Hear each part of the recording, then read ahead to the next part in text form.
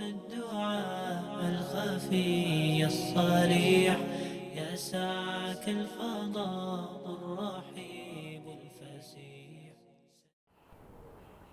السلام علیکم ورحمۃ اللہ وبرکاتہ.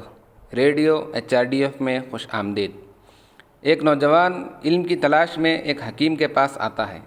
حکیم صرف ان لوگوں کو منتخب کر کے بطور شاگرد علم فراہم کرتے تھے جو مختلف تجربات میں کامیابی حاصل کر چکے تھے.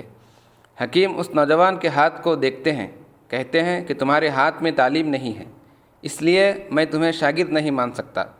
نوجوان گھر آتا ہے اور ایک کیل لے کر اپنی ہتھیلیوں میں کچھ لکیریں کھینچتا ہے. کچھ دنوں کے بعد وہ حکیم کے پاس واپس آتا ہے. حکیم نے اس کے ہاتھوں کی طرف دیکھا اور کہا، اب تمہارے ہاتھ میں لکیریں ہیں، ہاں اب تم میرے شاگرد بننے کے لائق ہو، اب یہاں علم حاصل کر سکتے ہو. کچھ دنوں بعد نوجوان نے اپنے استاد کو بتایا کہ اس نے اپنے ہاتھوں پر جعلی لکیریں بنا رکھی ہیں.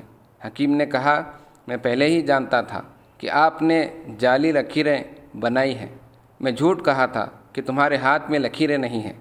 پھر تو لکیریں کھینچ کر آیا.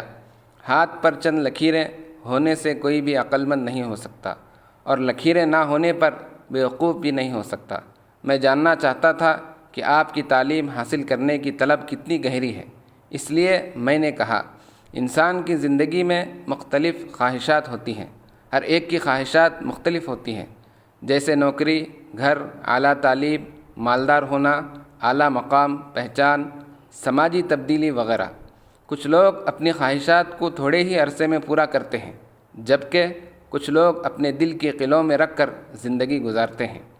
ہم اپنی خواہشات کو تبھی پا سکتے ہیں جب ہم ان کو طلب میں بدل دیتے ہیں.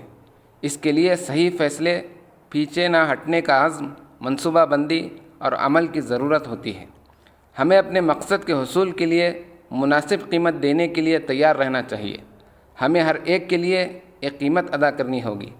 کچھ کو وقت درکار ہو سکتا ہے، کچھ کو کھانا اور سونا چھوڑنا پڑ سکتا ہے، اور کچھ کو کچھ عادتیں چھوڑ کر نئی شروعات کرنے کی ضرورت پڑ سکتی ہے.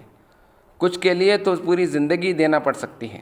ہماری خواہشات، خواہ وہ ذاتی ہو یا سماجی، تب ہی حاصل ہو سکتی ہے جب ہم ان کو حاصل کرنے کے لیے ایک جلتا ہوا جذبہ اور انتھک خواہش رکھتے ہوں. معجزات کا انتظار نہ کریں، جلتے جذبے کے مالک بنیں، تبدیلی کے لیے تیار ہو جائیں، عمل کی راہ پر چلتے رہیں. ایک دن آپ کا مقصد ضرور پورا ہوگا انشاءاللہ. یاد رکھیں، یقین جانو کہ اللہ کسی قوم کی حالت اس وقت تک نہیں بدلتا جب تک وہ خود اپنے حالات میں تبدیلی نہ لے آئے. وبث الدعاء الخفي الصريح يسعك الفضاء الرحيب الفسيح.